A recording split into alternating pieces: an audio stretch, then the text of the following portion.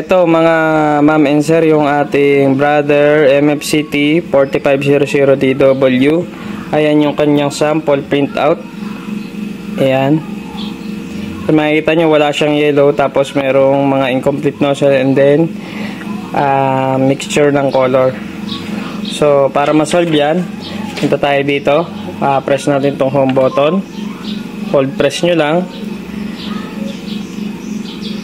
Ayan, pagka hold press, lalabas yan. Press nyo itong nasa baba. And then press tayo ng asterisk 2864. Asterisk 2864. So, dapat hindi tayo magkakamali at dapat yan ang lalabas pagka pindot nyo. Pagka hindi, ulit kayo sa umpisa.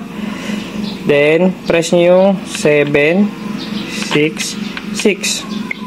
So, pagka press nyo nun, dapat yan naman ang lalabas. So, after nyan, press nyo yung mono start. So, ayan. Kung nakikita nyo sa screen panel, nag-click cleaning siya.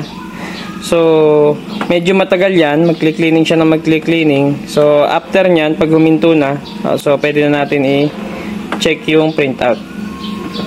So, ayan na guys. Kung makikita nyo, lumabas na uli yung maintenance sa screen panel niya. So pwede nyo na siyang i-press yung 99. O kaya, press nyo 09 para mag-nozzle mag-printout siya. Ayan, 09. Try nyo, mag-pre-printing yan. Pag-press nyo ng 09, mag-pre-print siya ng nozzle check pattern. Then after nyo makapag-print ang nozzle check pattern, pwede nyo na siyang i-press yung 99 para mag-restart. Thank you.